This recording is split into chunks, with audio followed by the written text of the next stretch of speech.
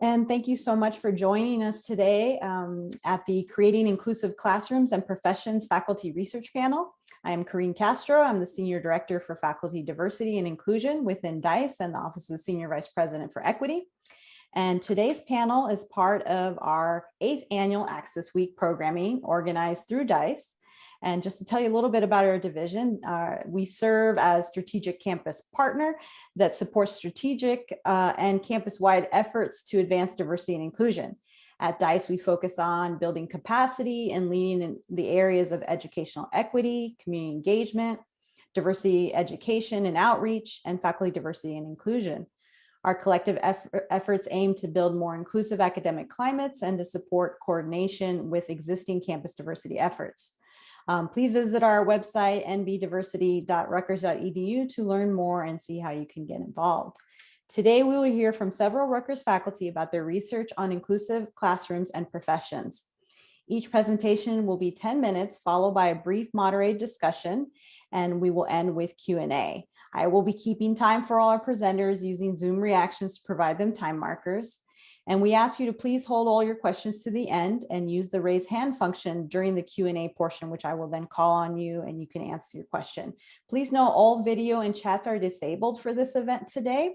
And so this is how we will sort of protect the integrity of this wonderful event. And so I'm going to begin by I'm going to introduce each panelist before their respective presentations.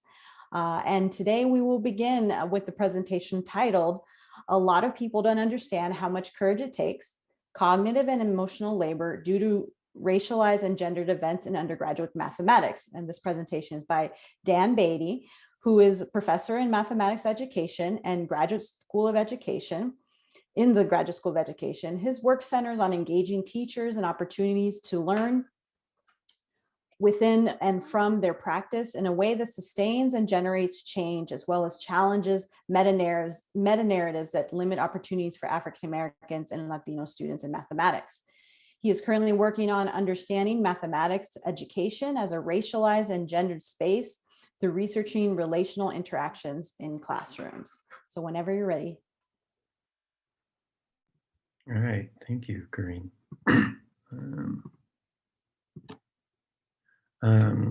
Thank you everyone for coming. I'm going to move through this, I think, fairly quickly. This is a project that I've been working on for the last 3 years across Rutgers and Vanderbilt, and has really been centered around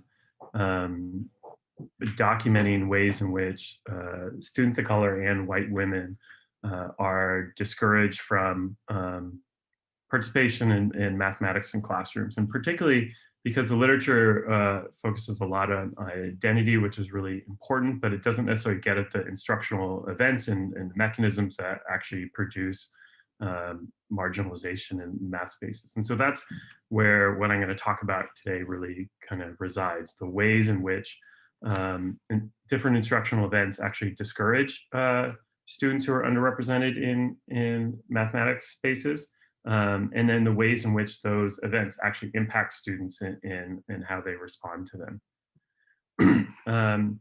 Just a little context, I'm not going to spend a lot of time, but we actually had students in pre-calculus and calculus classrooms journal about their experiences in those classrooms. And so that generated a number of events for us to then use in interviews with those same students. So we could ask them about the events they experienced, but we could also ask them about events that other students had submitted to get a deeper idea of the ways in which they felt those events impacted them. And then we brought these same events to broader focus groups at more intersections. So these focus groups included white men and Asian women, groups that weren't necessarily underrepresented, to see if those same events were interpreted in the ways that that the original 20 students had interpreted them. And those focus groups also included Black women and Black men as well. We wanted to see if the ways in which our original students interpreted events were similar to more broadly. And just to kind of briefly, I'm not going to be able to get into all the details, but to briefly get a sense for the events that were submitted in terms of the content of them. Here just looking at whether race was noted as a factor in why the event was discouraging, you get a sense that across these different categories that actually mathematical contributions and the ways in which those contributions were handled was actually more common that race was noted than not. And so one of the things this disrupts is that math is not this culturalist kind of asocial space, and that we do see people interacting and constructing that space.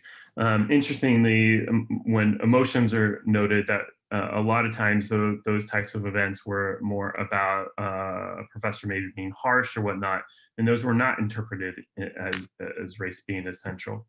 Oh, let's see. I took out a slide.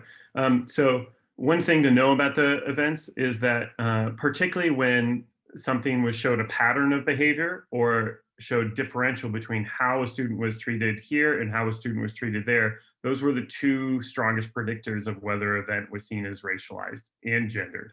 And so students were really relying on seeing patterns of behavior and seeing how one student was treated versus another one in interpreting whether or not those journal events were really racialized and gendered in particular.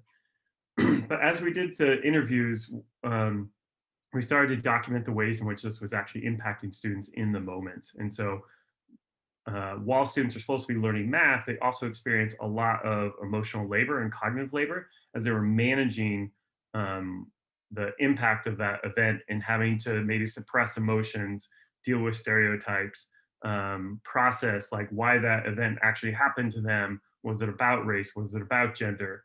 And then they had to make decisions about how they were going to further participate in that space. And so a lot of students would say they wouldn't ask questions or they wouldn't interact with instructors again. Some said they would actually drop the course and actually remove themselves from that space entirely, depending on the severity of it.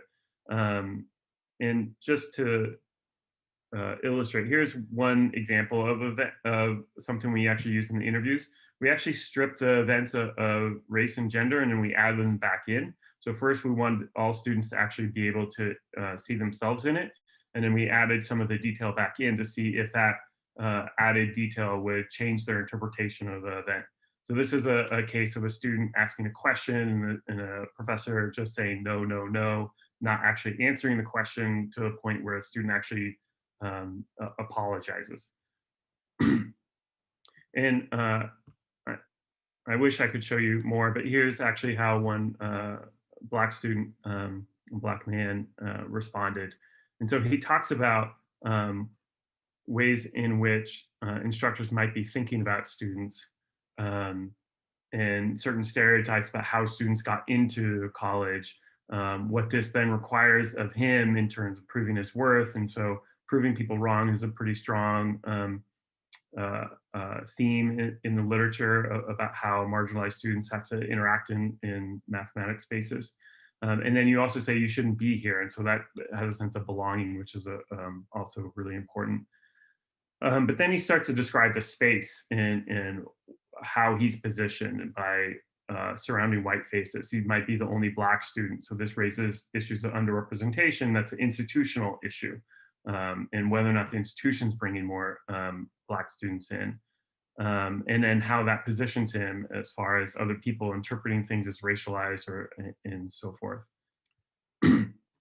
So there were three really big reasons why students were experiencing additional labor. And so one of them was underrepresentation. So being so underrepresented in mathematics spaces, you didn't have a community within those spaces.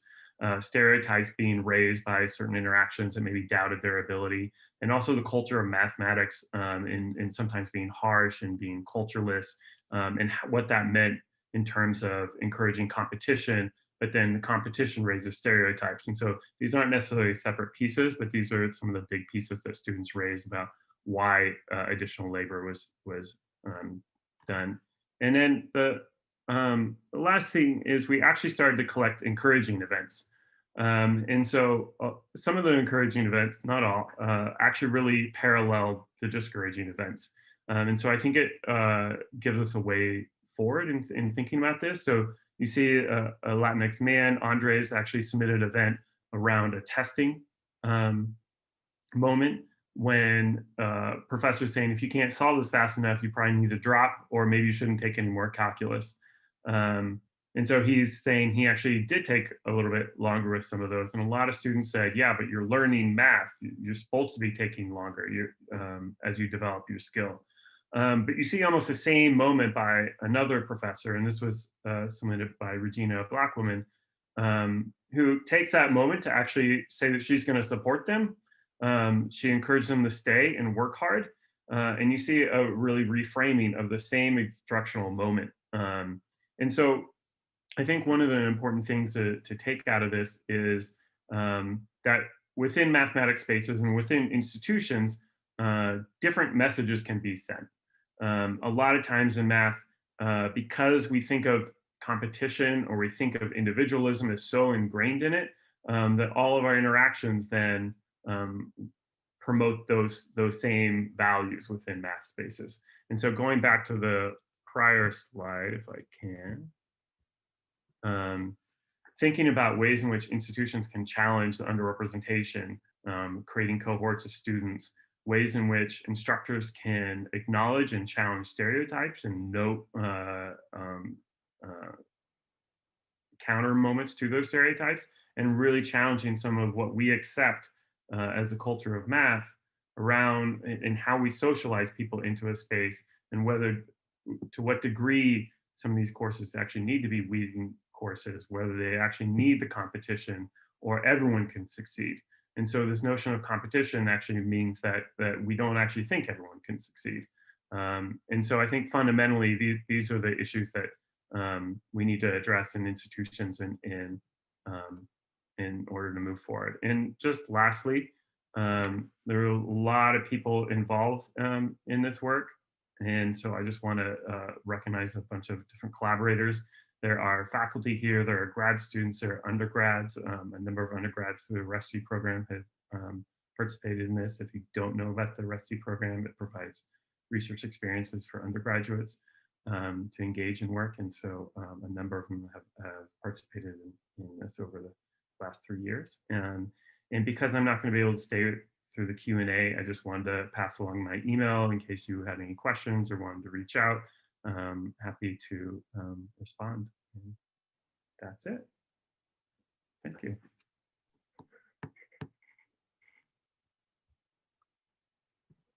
Thank you so much. I really appreciate your insights, and I took a lot of notes, and definitely, even though you will have to dip out, we'll make sure to include and engage more of your work. So next up, we have a presentation titled Understanding and Improving DEI in the Computer Science Undergraduate Education by Ana Paulo Centeno, who is an assistant teaching professor of computer science within the School of Arts and Sciences. She has been teaching computer science undergraduate since 2015, inspiring her students to be inquisitive and ingenious professionals by helping them understand and appreciate the impressive discoveries computer scientists have made. Her research lies mostly on the practical aspects of computer science, specifically in management of power, energy, and temperature on data centers. More recently, she's been working on optimization and computer science education. So whenever you're ready. Thank you, Corinne. I have some slides, and I apologize for the cat, but we are home. All right, everyone. Let me see. Hold on, Sherry, can you see my, which slides can you see? I always ask this. Can you see the big one or the small one? We can't see any slides yet. You cannot see, of course, because I didn't share. Hold on, give me 1 second. Here we go. All right. Okay, we see your whole I know, yeah. Now let me just get this going. All right, so tell me now. We see your presenter view instead of my presenter view, so I have to swap you guys. Hold on, let me do this. See, every class I have to do the same. All right, Now you see the big one, right? Yes. Good, great, thank you. All right, everyone, I'm Ana Paula Centeno. I'm faculty at the Computer Science Department, and we have been looking at how to improve diversity, equity, and inclusion in the Computer Science Department. We've been looking at our numbers since 2016, 17, that's when we started looking at it. So I'm gonna share with you the numbers that we found out. So we wanted to understand what is the student body and in computer science at Rutgers. So we look at ethnicity, and the majority of our students, around 50%, are Asian. White students are around 33%, and Latinx and Blacks are around 7% and then 3%. So if you look at these numbers, we are doing not too well, but you can see that we are on par or around with CS nationwide. But we want to do better, right? We want to increase these numbers and even getting it better than nation. So, but one thing that I need to call your attention to is that our minorities are not only Latinx and Black students. If you look at women as well in computer science, we have very, very few women. We start with around 25% of women in freshman year, and we graduate about 15%. When we get to Black and Latinx, it gets even worse. We start with 4% and 8%, and then it goes down to 2.5% and 6.4%. So we are losing a lot of these students, which are not that many. Something I want to point out is that there are around 50% of women in Rutgers, New Brunswick, and but we only get very few of them. In New Jersey, college students are, for Black and Latinx, around 13% and 20%. So we need to increase these numbers because the students are not getting to us. If you look at freshman year, right here on my middle column, you can see that the students are not coming to Rutgers. So our idea is to work with high schools in order to bring the students in. Okay, so if we look at the students that we already have, the students that are arriving at Rutgers, if we look at students that are intending to major in our introductory course, we have about 12% of Latinx and 15% of Blacks that do not continue into the major. And then also 36% of women do not continue. So we're losing these students in our intro course when from the intro to the next one.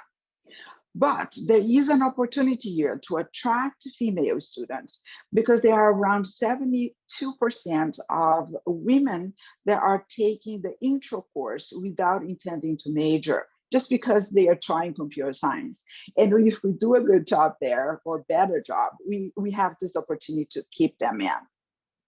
So with all these numbers in mind, and these numbers are from enrollment from 2012 to 2017, when we look at the problem, that's when we started moving and planning and what could be done to reduce the gap.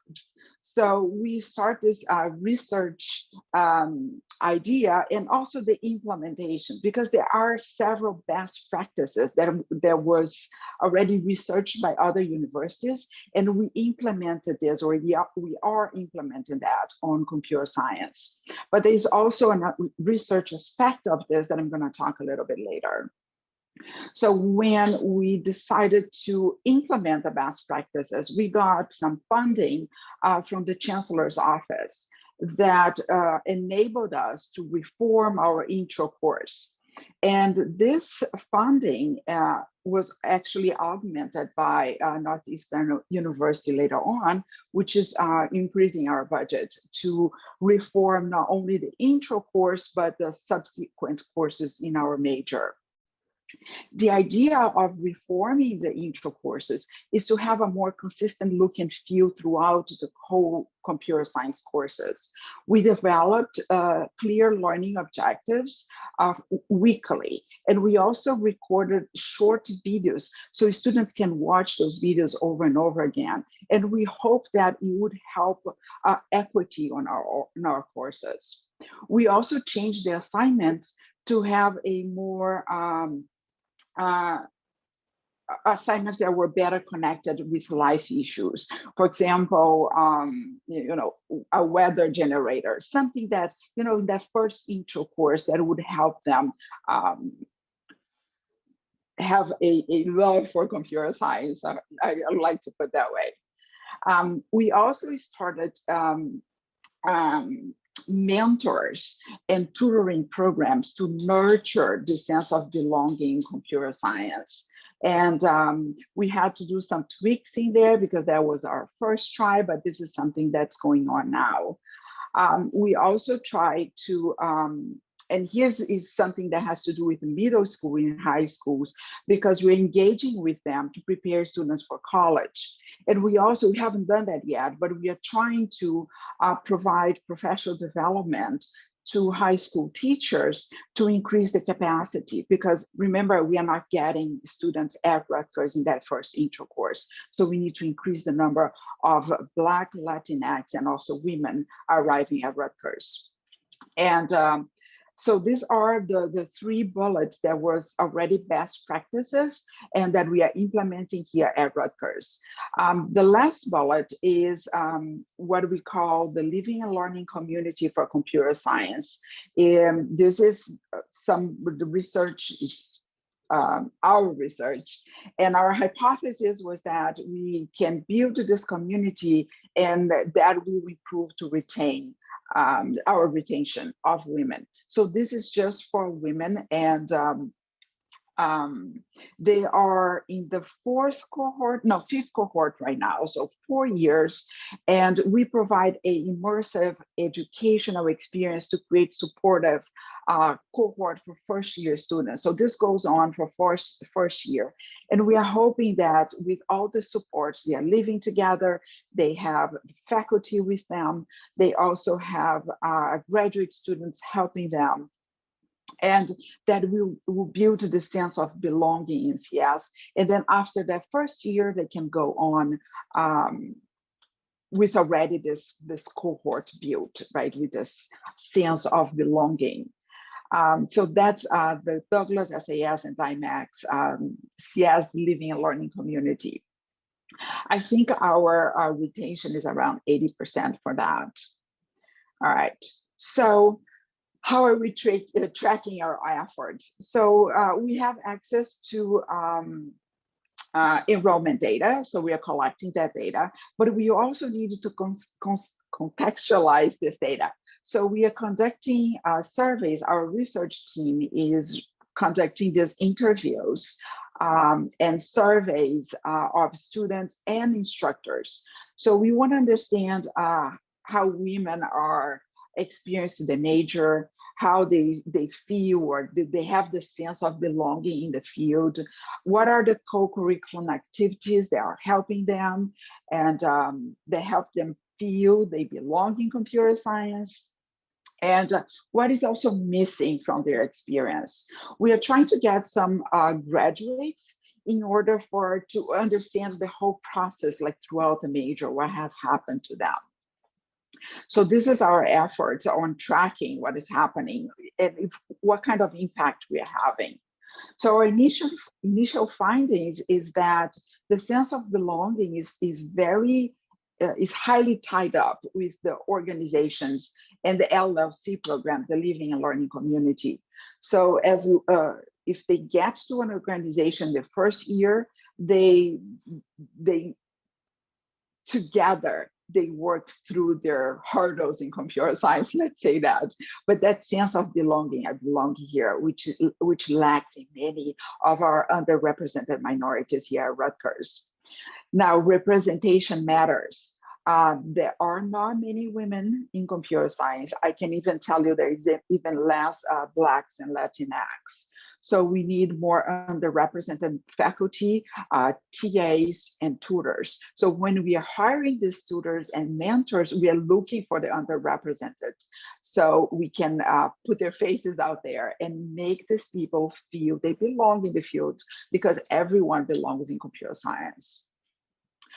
There are some uncomfortable and sexist comments that I, as a professor, I hear on the classroom among the students, and now with the chat on Zoom, we can see it all. And this has to be addressed. We don't know yet how to address this sexist comments, but we are working on it, and we're putting our minds together to address this as soon as possible. There is, again, I'm going to re-emphasize this: finding a community is really important. That's what we are finding from the interviews. Doesn't matter what kind of community that is. It's LLC, the WICS, the USACS, or something. That doesn't matter, as long as they find themselves in these organizations. Anna, would you mind sort of wrapping up, because your 10 minutes have expired? Oh dear God! All right, of course I'm done. Thank you. This is our, I'm so sorry. This is our research team. I didn't see your notes. This is our research team from Dymax, Midge, Corinne Hernandez from Douglas, and we have the evaluation of Kathy Hain. And thank you very much. And I'm sorry. No, no problem. Yes, thank you so much, Anna. Okay. So now we have a presentation titled "Speaking in Code: Student Reflections on the Importance of Inclusive Language in the Classroom" by Nicole Hauser and Kristen Vargas. Nicole Hauser is the director of the newly established Rutgers English Language Institute, RELI, within the English department's writing program. RELI houses all divisions dedicated to scholars who use English as an additional language. Dr. Hauser specializes in applying critical and contextualized approaches to the curricular development of first-year writing, English as an additional language, and world language programs. Kristen Vargas is a graduate of the Rutgers Graduate School of Education. She is a language educator, artist, and writer interested in the relationship between language and power and the perpetuation of inequity through language. In her most recent work, Kristen has explored issues in teacher education, inclusive language, and creating equitable learning environments. So thank you, and presenters, you can begin whenever you're ready.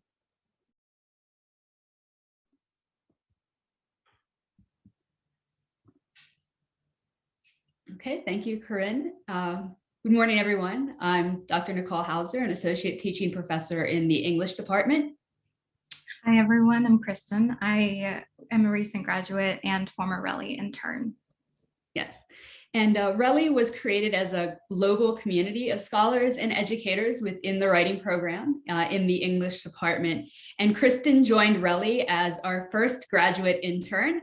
Her research at RELI focused on the student experience and creating culturally responsive and inclusive classrooms and communities. And Kristen's research contributed to many of our initiatives at RELI as we are a new institute, especially in creating an online global community in the current circumstances. And her research is the basis for today's presentation. So it's important to establish what the elements of a strong community are in order to understand how we should build community in our classrooms. A strong community is one that authentically believes in itself and its potential to bring forth positive change. Seldom do we give ourselves credit for bringing people together and creating community, yet we've done it plenty of times in our personal lives. It's imperative not only to constantly take stock of what is working and what needs work in the classroom, but also of ourselves, our needs, our reactions, our reasonings, and our biases. Community is built from the authentic expression of and engagement with your strengths and the strengths of others. The way we define and celebrate strengths is guided by our own experiences, which in turn have been shaped and influenced by our own racial, ideological, socioeconomic, linguistic, abled, and gendered identities. This is one of the reasons that teaching requires honest and consistent self-reflection.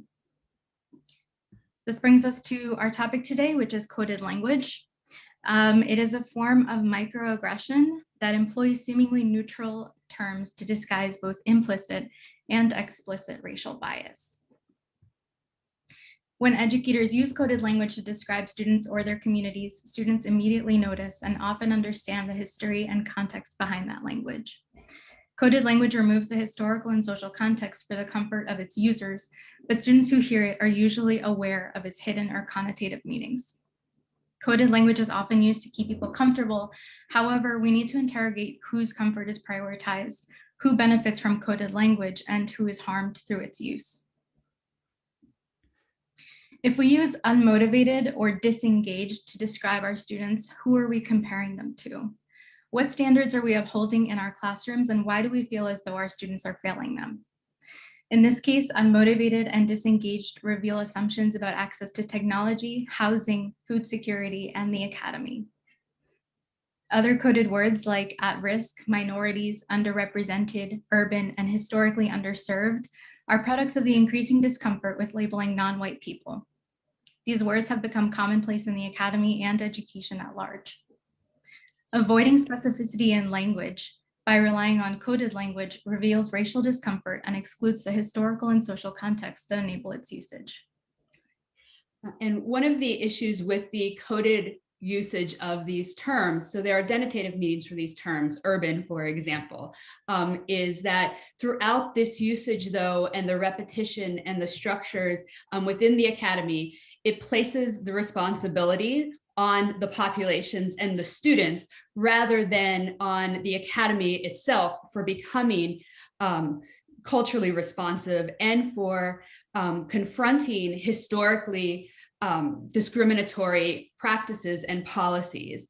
And here we see an example of a reframing of this terminology in the context. So we are not a historically underserved population. My history is one of ancestors who survived so I can thrive.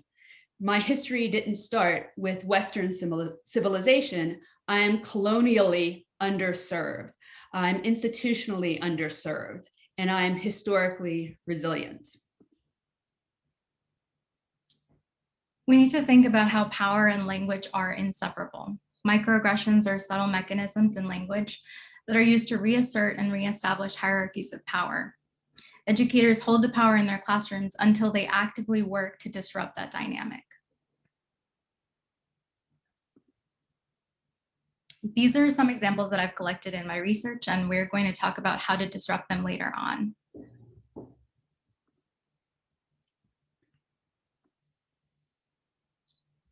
So this is another record of student experience with coded language. Here, the coded language is depicted by the shadow of a lion and contrasted to the student's interpretation of it. What the student hears is, you shouldn't ask questions or come to me for support if you're struggling with this course. What is actually said might be, I want my course to be rigorous. Students have to show up and try in this course.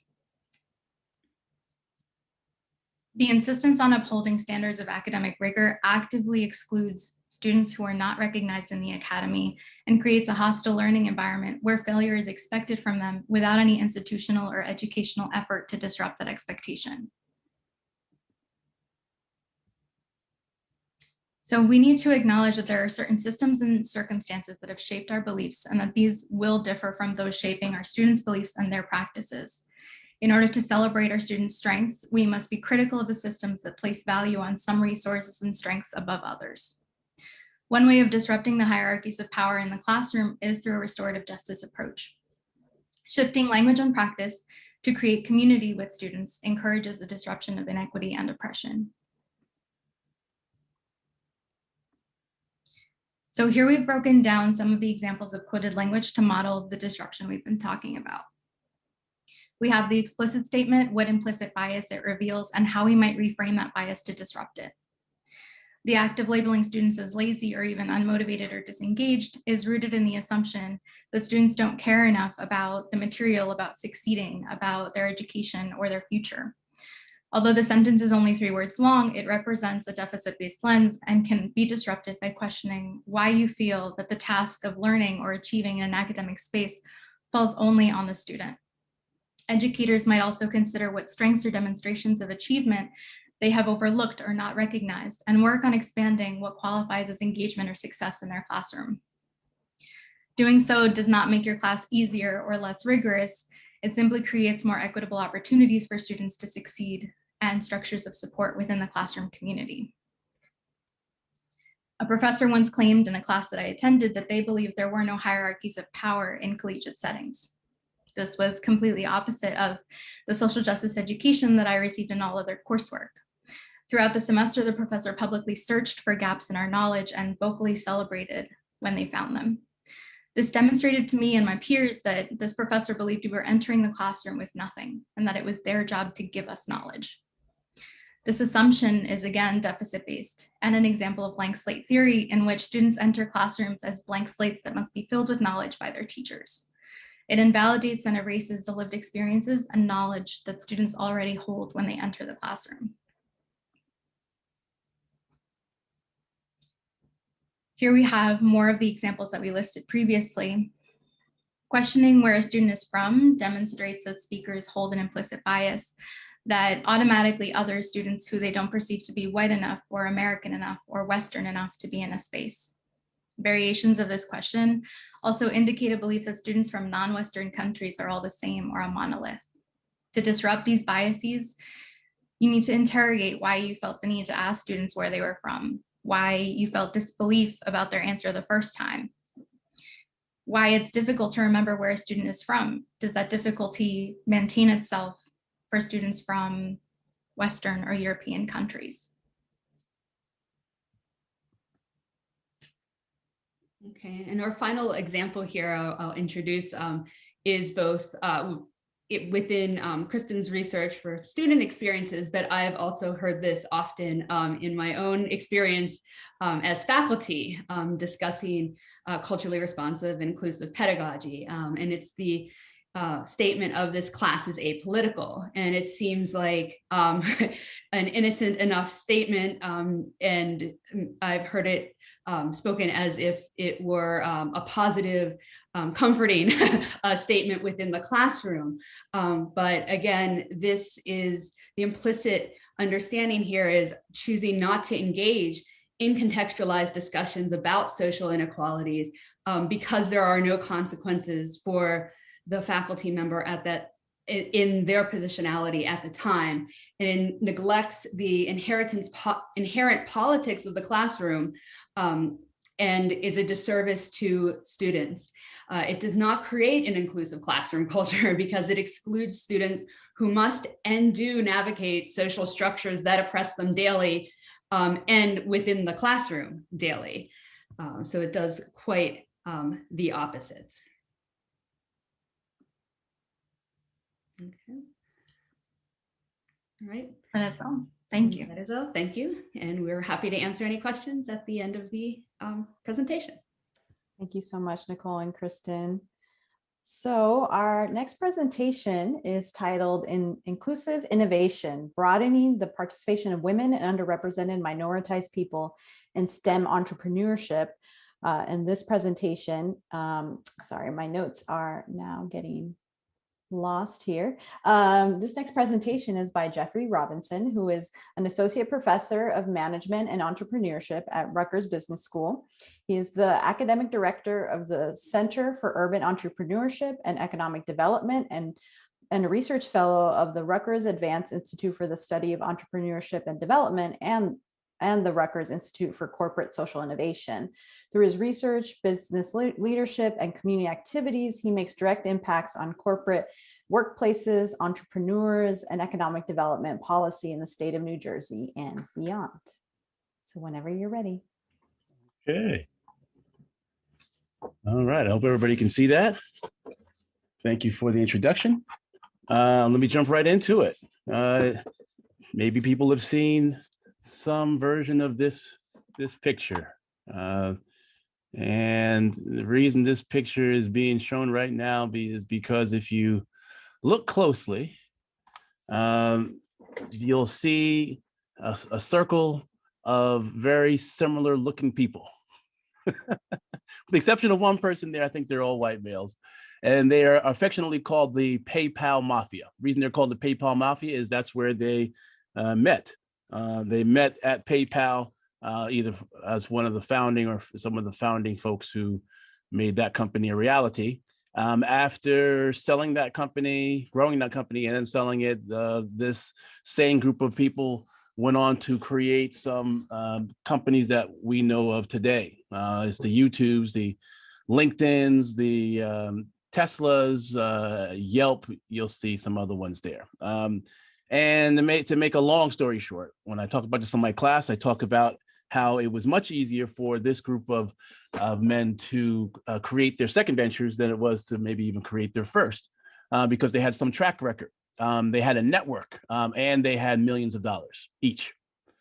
The interesting thing about this to me is that this is what is often looked at as sort of the representation of what happens in Silicon Valley, in our innovation capitals of the United States. Let me contrast that picture that I just showed you with this picture, which comes from 2018 in Vanity Fair magazine. And the women that you see on the screen are all women of color who have raised more than $1 million for their startups. And that was from 2000, I think they were looking from 2010 to 2018. Here are their names. I'm not sure if anyone knows a couple of these women here. I know some. And these companies are completely led by women of color. In this case, it was 26 women. The challenge is that there are a lot more of the stories out there around innovation that look like this than look like this. So that makes me wonder a lot of things about why that happens and what the patterns are. And as someone who's over at Rutgers Business School who teaches entrepreneurship and studies these things, it made me, first it made me mad, and then it made me go to work. Some of my research has been in this space for a long time. And in particular, I wanted to know more about this idea of inclusive innovation. Put a question mark there because the idea is a great one, to have innovation that is as diverse as our nation, but the reality isn't so. The reality is some of the things we see featured in other reports like the demographics of innovation. Back in 2016, they looked at what was called the premier list of United States innovators. They found that 12% of those on that list were women. Less than 8% were US-born innovators, so-called minorities. And when they looked at the complete list, part of the story is a pipeline story, which we heard a little bit about earlier from computer science. Professor Centeno, you showed us the way. This graphic just says that the people who are doing innovations also have advanced degrees, and of course, if the pipeline for STEM advanced degrees isn't diverse, then certainly you're not going to have diversity on this broad list of innovators. Well, that led to some of my own research looking at how diversity or how funding is distributed across the various different agencies in the government, in particular a program that is supposed to be supporting small business innovation. That research from back in 2016 and 17 led me to start to look for what are some of the other measures that people are tracking. And what I'm getting to is that it spawned a few research projects that became National Science Foundation funded projects, which we're working on right now. So what can we measure and what can we track? Well, my first foray into the research space had to do with looking at innovation programs that are federally funded and tracking who was getting the money and what those patterns of diversity, or in this case, lack of diversity, what that looked like. It led me to a new program, or a program that's relatively new in the federal government called the Innovation Corps program, which is funded by the National Science Foundation, which is what I'm studying right now. But I'm not the only one doing this kind of work. There are people who are studying, other people who are looking at the diversity or lack of diversity, in particular, of partners of leading investors, venture capitalist firms. And there are certainly a bunch of people who are trying to change that story by creating their own firms who have diverse leaders or Black leaders. And then I'm also interested in Black, Indigenous, and other people of color who are tech entrepreneurs and innovators, what kinds of startups. Now, again, there are people who are studying this elsewhere, and they show us, statistics like this. Here's Crunchbase looking at Black and Latinx founders receiving only 2.4% of the funding for during a 5-year period over the last 5 years. Now, billions of dollars were being invested in companies, and only 2.4% were Black and Latinx. And then, if you want to look at women of color in particular, there were some statistics from the same report that told us the same story. That percentage-wise, we're not talking about large numbers here. And so that also begs the question, well, what's happening and why, how can we change it? So to advance quickly, let me get you to what we're trying to do about it. So I have a couple of awards from the National Science Foundation and one recently proposed project that are all in this space. The first one is more exploratory, specifically looking at the National Science Foundation's Innovation Corps program and trying to understand those patterns of underrepresentation there. There's a cooperative agreement where I'm leading a research team. I'll share with you just a couple things about that, which is specifically looking at this initiative for a pipeline of URMs who are entrepreneurs. And then we also want to look at some of the social psychology of the technology venture evaluation process. Here's one data point we uncovered, looking at years of data in a program that has put thousands, upwards of almost 2,000 by now, of university-based innovations into the marketplace. This program only had 18% women involved, and then you can see where some of the numbers were for underrepresented and minoritized populations. 8%, certainly nowhere near what we're talking about as diverse as the nation. So the first grant is funding a study of best practices on how to change that dynamic. That's the one that will be published this year. And the second project, sort of digest this big diagram here, looks at creating a demonstration project for changing the face of an innovation program funded by the federal government. Without going into the details here, understand that we're partnered with the National GEM Fellowship Consortium, which is focused on bringing African American, Latinx, and Native Americans into the STEM fields with masters and PhDs and funding them. And we're studying not only how the program works, but also all of the things around it to understand how to change the picture. So my role in that project, and I'll close with this, is to lead 3 research teams as they study the GEM I4 initiative, Inclusion and Innovation Initiative.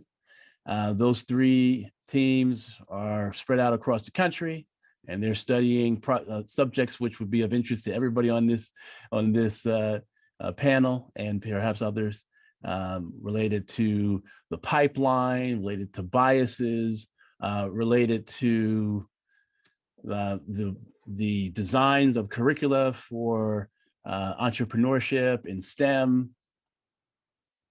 And then the team we have here based at Rutgers, again, we're mining the data, but also looking at what the actual practices are that programs are being funded to do. And then finally, this research matters because not only do we study and understand what's going on with this particular initiative that's funded by NSF, but we also see how that initiative and what we can learn from it that can be spread out across the network of universities that are doing things in this space, There's academic research, and then certainly in the end, we are trying to influence how the tech entrepreneurship ecosystem can be more inclusive and certainly lead to more diverse outcomes. So that's the goal. Some of this project is still ongoing. Our goal is to find those best practices and to learn from them, to study them, and then to distribute them or disseminate them across the ecosystem. Thank you. Thank you so much. Appreciate it. We do actually have one more presenter up, and I want to make sure that they have full access if they need to share a screen. But our next presenter is Michelle Van Noy, who is an Associate Director of the Education and Employment Research Center at the School of Management and Labor Relations. She has over 20 years of experience conducting research on education and workforce. Her research includes studies of technician education, community college non-credit education, student decision-making about majors and careers, quality and non-degree credentials, higher education, labor market alignment, and effective practices in workforce education. And I'll let Michelle share the title of her talk, and I will give you some signals to keep you on time. So thank you.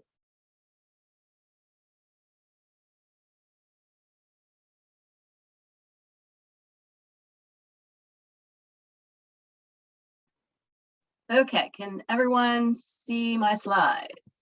Can you hear me? Are we good? Hear you. Okay, we can good. hear you, but your slides are not, They are not sort of full sorry. screen. Yes, they're not on the slideshow. Sorry. Okay, there we go. We're set Great. up. Sorry for the tech problems this morning. So thanks so much for having me here. I want to just share that the title of the presentation is Pathways to Science and Engineering Professions, reporting out on some very early findings from a National Science Foundation funded project that I'm working on, co-PI with the PI, Hal Saltzman, who's at the Blaustein School of Planning and Public Policy. Hal's also on the call, so he may want to chime in at points here as I go through and just share some really early findings from our work together, including also many other people on our research team here at Rutgers and also at other partner schools. So just a little bit of background on our research here. I think there's a lot of interest and attention and importance to how students navigate science and engineering careers through education and into the workplace. And one of the things that we realized in looking at that literature is that there really hasn't been a lot of attention to how students actually make decisions on the ground. What are some of the factors and considerations that they're taking in when they're making those choices to stay in science and engineering, or to leave, or to join later if they started out in another field of study. We also recognize that there's a lot of variation across science and engineering fields, and so we focus on biosciences and engineering specifically. This project is also focused a little bit more on sort of the role of research experience. It's another sort of understudied potential influence for students in their decision making. But the big idea is to really look at some of the key events in students' pathways that shape their trajectories. And I think that looking at that sort of granular level of experience that the students are going through has really important equity implications in terms of what are students experiencing, how does it influence their pathways, and what are they thinking about as they encounter different experiences. So that's the background and the motivation for the project. I won't go belabor the research questions, but again, it's kind of focused on the key decision points, the role of research, and then also one of the components we're also looking at is sort of what students are experiencing in school relates to what they might experience in the labor market. So this project is looking at opportunities for students in science and engineering pathways to move into careers at the bachelor's and master's degree level. So one of the things we've spent a lot of time doing is taking a look at the decision-making theories out there. And there's a lot of different ideas about how people make decisions about what careers to pursue, what to study academically. Looking across many of them, and we've looked in economics and psychology, sociology, career development. There's many different fields that we've taken a look at. And I think some of the key themes that come up and I think are important for us to recognize as we think about how these theories apply across all students, and whether the assumptions, the inherent assumptions in them make sense, and really give all students' experiences a real equal voice and in terms of understanding them. And so I think one of the assumptions in a lot of theories is sort of this idea that there's a rational set of decisions that people make as they go through, and doesn't recognize necessarily the importance of sort of chance and experiences that people make. The really important piece, I think, that a lot of theories neglect is the importance of social context and the importance of the social environment in which people are making decisions and experiencing things, the role of the institution in terms of colleges and the way they shape experiences and sort of the inherent assumptions, a lot of the things that others have been talking about today, as well as sort of the importance of family and culture and society. So there's a lot of things that factor into an individual's decision. It's not just the individual, and a lot of theories focus very much on the individual as a locus of decision without placing them in the broader social context. And I think that's one of the things we've been thinking a lot about here is how to do that and how different theoretical perspectives can elevate the importance of the social context. And also taking a look at this occurring over the span of a life course, not just at one sort of atomized point in time, but the fact that these processes happen over the course of a lifetime in a context. So that's just a lot to say that there's a lot of theories out there. And I think some of the confusion on this understanding is trying to look at this with empirical data about what real students experience and interrogate some of these assumptions. So in the interest of time, I won't spend a ton of time going through sort of this diagram that explains some of the things that we were looking at and some of the ways we've come to think about how students make decisions. But I will just say, I think a couple of things here that are important to understand is that, we look at the individual and sort of how they approach decision making, but we recognize that the individual comes into any situation with a whole host of experiences that come from their economic, social, and cultural resources and experiences. And they also have their own individual viewpoints in terms of how they think about career possibilities, what they like, what they prefer. They interact, with an institutional environment that has policies and practices and assumptions and resources and histories of discrimination and bias and all of these things that the individual then interacts with, bringing in sort of their own experiences into that situation, which then, as they go through a process of decision making, they encounter experiences, people, information that shapes what they think. They weigh out all of these experiences, these people and information, and they come to different weightings about what's important to them. And at different points in time, they either choose to make a decision or they may be forced by an institutional sort of choice point to make a decision. So this is kind of a very broad, abstract set of ideas that we use when we look at the interviews that we've done with students. And we've done a fair amount of interviews with students here at Rutgers. So this is just to give you some background on the data. We are looking at some large national data sets, the BNB and BPS data sets, to kind of give us a national sense of what's going on. We're also looking at some data from Rutgers students, the administrative data of Rutgers students. And then we're doing a lot of qualitative data. So we're just sort of coming out of we're still doing data collection, but we're kind of coming out of that and moving more into analysis. So we've done a lot of interviews with students. We're working on interviews with faculty. We've done some interviews with employers. So that's just to give you a sense that we're sitting on a mountain of data, and we're beginning to kind of analyze and report out on what we're finding. From some of the quantitative data, I think one of the things that we hear a lot is sort of the leaky pipeline in STEM, and a lot of people are leaving. One of the things that comes up from our look at the data is really that a lot of people actually enter into science and engineering pathways later in the game. So many, 40% in fact, join STEM fields later on in their pathway. And actually, one of the places where that really shows up is with women. We see that many women leave, so up to 40% of women who start out in science and engineering pathways leave, but actually 49% of those who end up graduating join later. So we see that there's actually a lot of people coming and going, in and out, and so that kind of goes back to this whole process of trying to understand how people make decisions.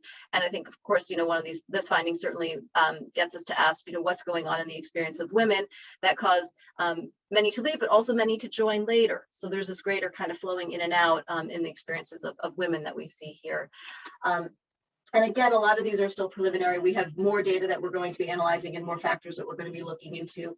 But one of the other findings that really comes out is that first generation students are also more likely to leave STEM. So when we look at some of the factors that predict the people leaving STEM, we do see that first generation status is a pretty significant indicator of that. And again, these are things that we're continuing to look at, looking at other factors like race and ethnicity. So it's, you know, sort of an ongoing iterative process, but these are some of the interesting things that are coming up. And I think really important and ask, you know, really point us to ask more what's going on here and sort of interrogate these findings.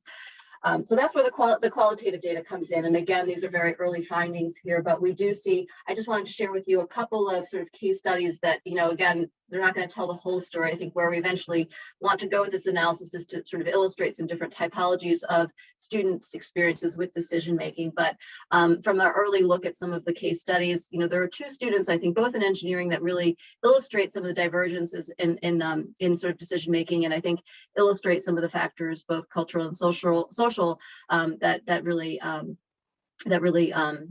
make a difference here. So quickly, you know, we have one student, first generation Asian immigrant, who very committed to engineering, but really kind of has a hard time kind of figuring out her pathway in terms of finding jobs. She doesn't have the family social network that our other student has. Here we're looking at a white male student with college educated parents who has a social networks who can help him find his first internship. So that's how we got his first internship. And then from there, he ends up getting employed, you know, at the company where he ends up working after he graduates. The young woman that we talked with, on the other hand, did not do an internship. She sort of stayed at her work study job on campus, applied very widely for a variety of jobs, ended up getting a job in the field, but not sort of exactly at the level she wanted, but with potential to grow. So they both sort of ended up in field, but you can see the sort of differences in their trajectories really ties back to sort of the social networks and the social context in which they came from. And so that, you know, I think illustrates again some of the other sort of quantitative findings that we see in terms of some of the differences and dynamics that play out. And again, we're just scratching the surface. And Corinne, are you telling me my time is up possibly? Okay, so I'm just wrapping up there. So that's all I just wanted to give you, I guess, just a little taste of what we're finding. Tom may want to jump in Q&A and clarify some of the things that I've said, but I appreciate the time and certainly looking for any feedback or suggestions and ideas on other things we can look at as we embark on a lot of the data analysis that we have ahead of us. So thank you.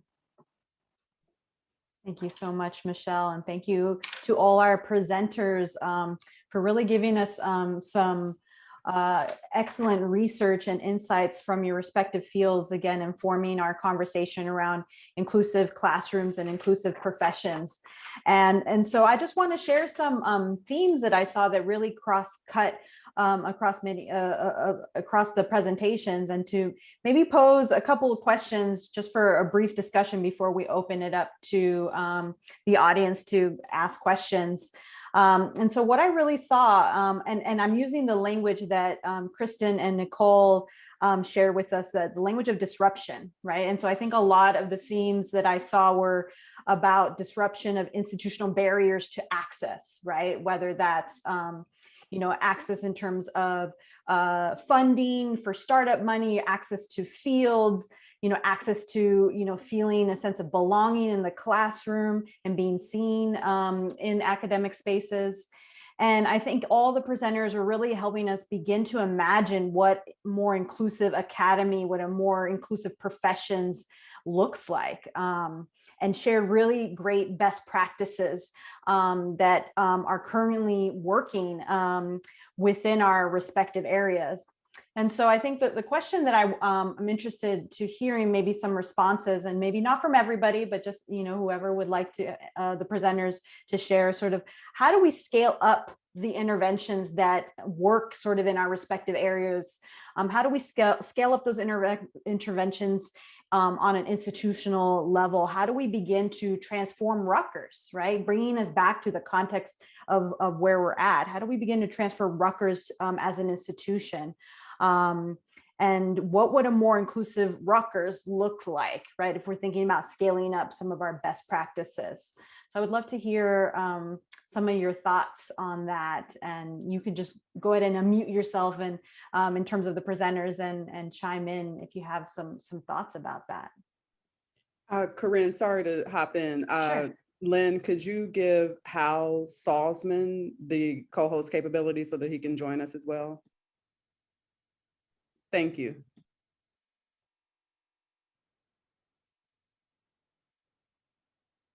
Or in other words, what do you imagine to be a more inclusive Rutgers as a whole, right? Thinking beyond sort of your areas of expertise and the work that you're already engaging in.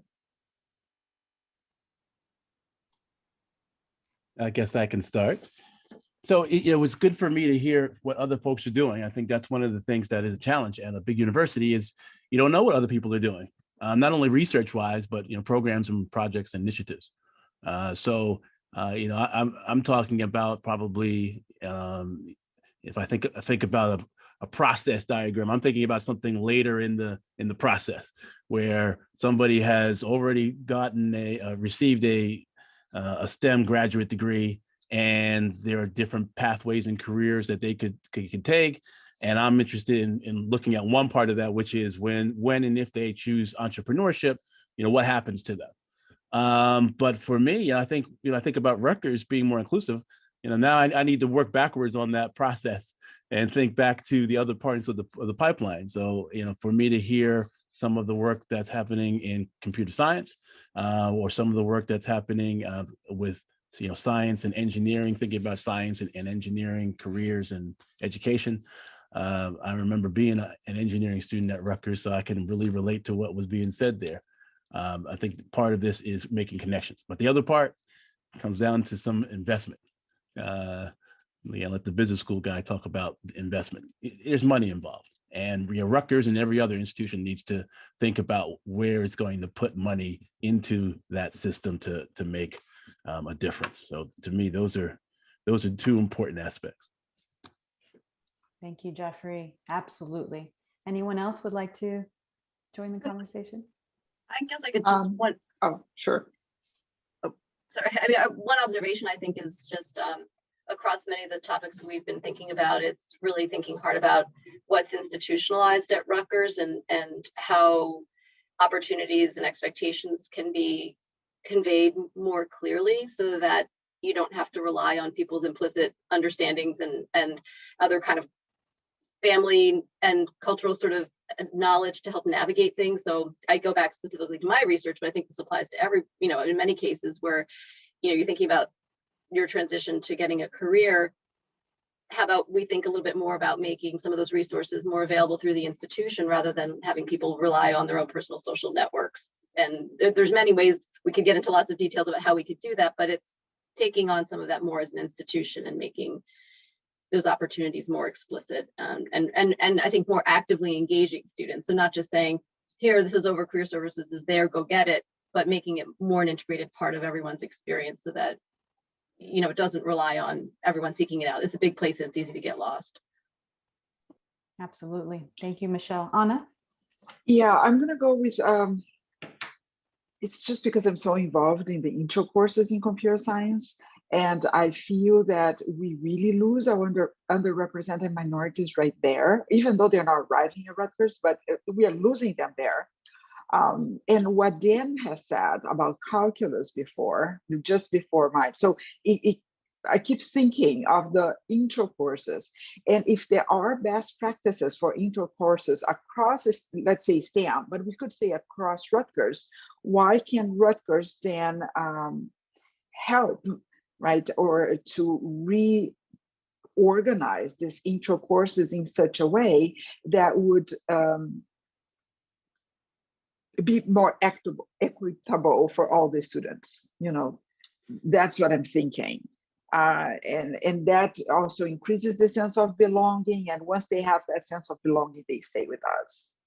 So, yeah. Thank you, Anna. If I could just jump in Please. then. So an interesting thing about our field is that everyone is essentially an expert in it across disciplines, no matter what. And the language that we use can exclude or include at all times, whether or not you have thought about this. And as we have, illustrated with some of the coded terminology. So, really finding a commitment across disciplines and administratively to examining words, their histories, and then taking action, right? So just the simple shift of placing the responsibility linguistically on the institution, right? And I noticed that in all of the advertisements for Access Week, I have seen that, and that's the sort of one of the themes, right? Of the responsibility is the institutions. So in small ways, we just began in SAS Humanities a larger project. Relly is in partnership with LEP. Language and social justice. And we actually just had our first kickoff event a few weeks ago in really calling for cross-disciplinary work, examining language and how that affects our practices and inclusion and exclusion institutionally. So, continuing that work and, having those discussions across disciplines at all time and really committing to those changes on all levels. I think that, that's something that will really affect change. Without it, putting those actions, putting those statements and commitments on paper into action is impossible. Thank you. Kristen, do you have anything else to add to that? I think Nicole pretty much captured it, but if I could approach this from the student perspective, which I was very recently, the first year experience is, especially at a university like Rutgers, you can get so lost. And I think that as you progress in your experience, you start to lose a little bit of that sense of community that you maybe had built throughout high school, or maybe even in the first year, because everyone chooses a different path and the fields become more specialized. Really honing in on the language that you're using in your outreach to students. Obviously, we get emails, we get pamphlets, posters, all of these events that are being created for students have to be actually inclusive of students. So we need to construct the space with students. And I think that the biggest and best way to do that is through the language that we're using. Thank you so much. Yes, absolutely. So at this point, I would like to open it up for questions. Again, we've disabled the chat, and so just use your raise hand function, which is under reactions, and I will call on you, and you can, then ask your question. And I believe they are now able to unmute themselves to ask the question, or Melissa? No, we will unmute them. Okay, so again, if you use the raise hand feature, we will then unmute you so you can ask your question. So anybody have questions? I'm trying to make sure I see everybody. And others, Melissa, you're welcome to ask a question, or other presenters as well if we have a little bit of a quiet bunch.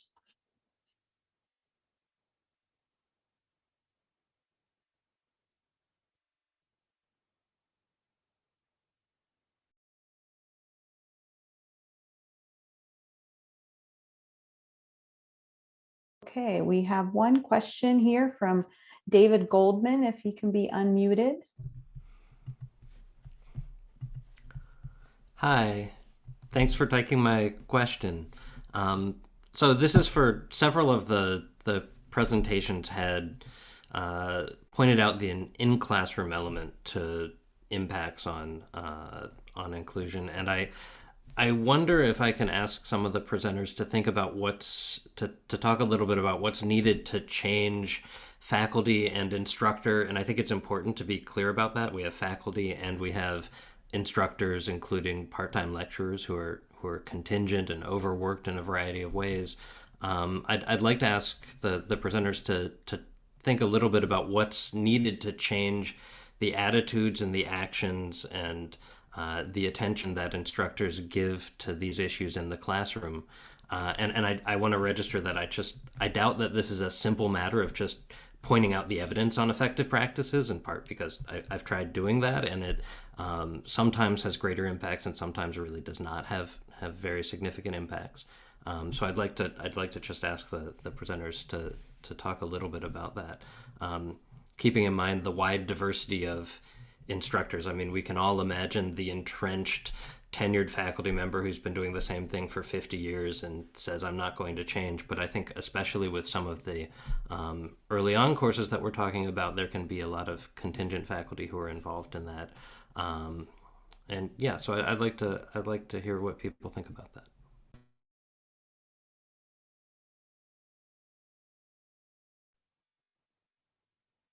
Great question. Who would like to jump in? Okay. I'll go ahead and kick it off. I think the biggest, most impactful thing when thinking about the community that you're creating within your cohorts or your programs is actually about the hiring of faculty. I'm obviously not in the space of hiring any faculty or instructors, but thinking about who you're hiring and how they are aligned with your published mission, I think is imperative for beginning to move the institution in that direction. But that's just my 2 cents.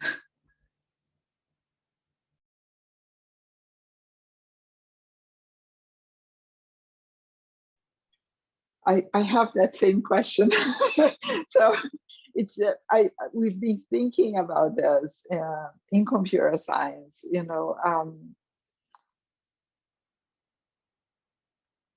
I think we have to train. That's my only. It's faculty. We need to train our faculty. Perhaps they didn't realize all of these changes that has happened. Some have, but they need a little nudge, So I think faculty training would be a way to start. It doesn't have to be a whole lot, just, I know you mentioned like presenting data, but also best practices in the classroom, right? I think Dan had some quotes of a professor, like just like answering the student, no, right? It's not like that. We are welcoming the students to be inquisitive. If they can't ask questions in the classroom, how do we expect them to be curious? So it starts with the curiosity, doesn't it? So I would, but that it's also okay. So now it's more than that. It's not just training, right? It's how comfortable you are in a classroom. So perhaps training would help with that. So I'm just going to stop now, but I would say training would be one big major aspect of it. Thank you, Anna. Anyone else want to chime in? And I do want to plug, speaking of training, our Center for Teaching Advancement and Assessment Research, STAR, has created a 2-part series for inclusive classrooms that they've consulted with myself and with Melissa to help develop. They had one in December, and they will have another one in, I believe, April. And so for those who are interested in building up their capacity, I think that's a great series. You can sign up online. Thank you. Anybody else have a question? Or again, I open it also for the presenters to ask each other questions on their research, because I do want to emphasize what Jeffrey said, in our earlier conversation, importance of collaboration and seeing what others are doing. And so I open it up to general questions.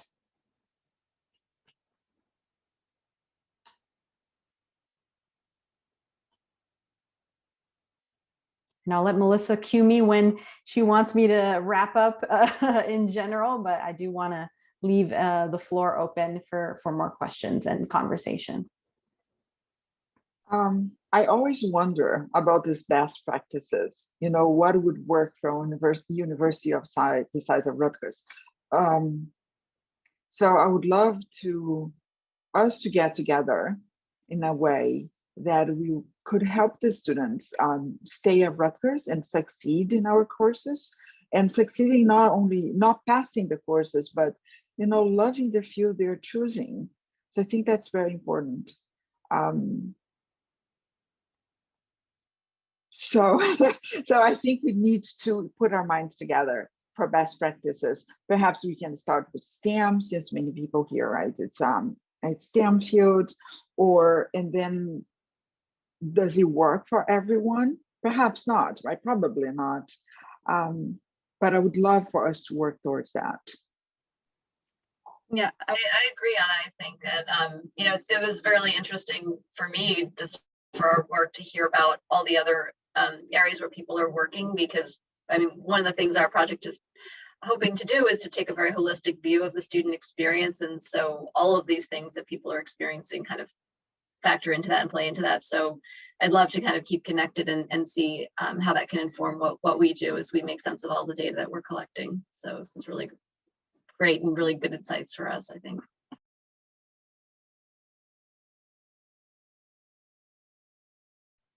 And certainly, you know, this is something that my colleagues and I can sort of brainstorm and think about ways we can, you know, hold more space to have these conversations, you know, of best practices, just broader conversations. And so, you know, I think, you know, more to come. We will definitely do some follow-up and invitations once we have some more ideas of how we can create more space for those collaborations.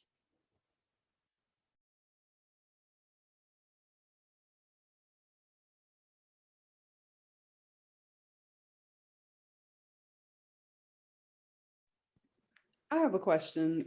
It's related. And so the first question, thinking about how like to build partnerships, but also capacity among instructors and faculty. And so I'm also thinking about the ways in which faculty like yourselves who do this sort of research aren't necessarily situated to connect with staff, especially say like advising staff who also play those key roles in students' lives. And so I guess I'm just curious, when you think about that and those difficulties, how else do you think we might need to focus on pushing the university or creating other connections between communities within the universities to support students?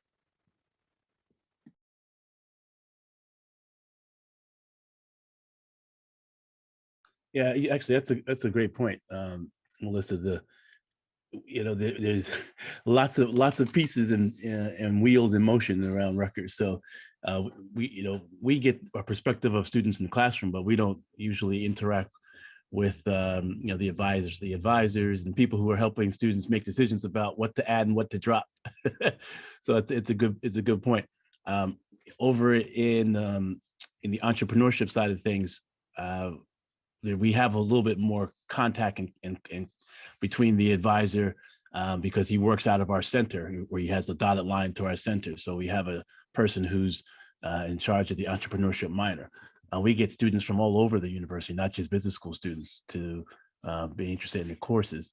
And then what we also are able to do is to really be involved in how we think about the curriculum and how the pieces connect. So that does help a lot in trying to get more a more inclusive culture in our little piece of the world.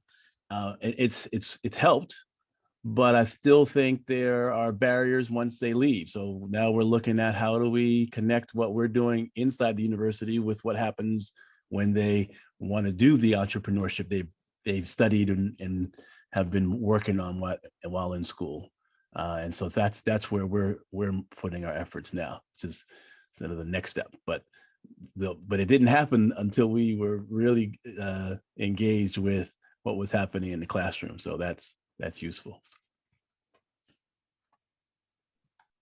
Yeah, I tend to think that point is really important. It's kind of connecting all the external resources that Rutgers has. If you think about all the alums and just all of the partners, but somehow getting it to the students, that's always the tricky part, is making it part of the experience that they can't avoid in a way. You know, so the classroom, I think, is a really good way. I think that makes a lot of sense. You know, we think about that with the kind of career explorations piece, is that, you know, I mean, can't only be in the classroom, but that's one really good way to make it so that students experience and get to know some of the resources that are there. So, you know, to the extent we can do that, alumni speakers or whatever. I mean, I don't know. There's so many things. But that's the puzzle of this big place.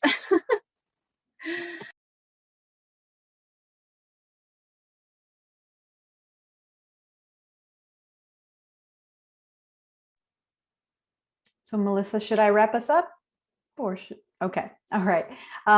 So I just want to first thank our amazing panelists. If we can give them a round of applause with our reactions, and thank them so much for sharing your research and insights today. And big thank you to the Dice at Equity team, especially Melissa Wooten, for organizing all the incredible events for Access Week. And I just want to do a quick plug. Please be sure to join us again today at 4 for the James Dixon Carr lecture featuring Anthony Abraham Jack. And then we kindly ask you to complete a brief evaluation of the faculty research panel. I think this link will be sent out separately. Yes, the link will be sent out via email. So we thank you so much for joining us, and we really hope you have a good rest of your day. Thank you all.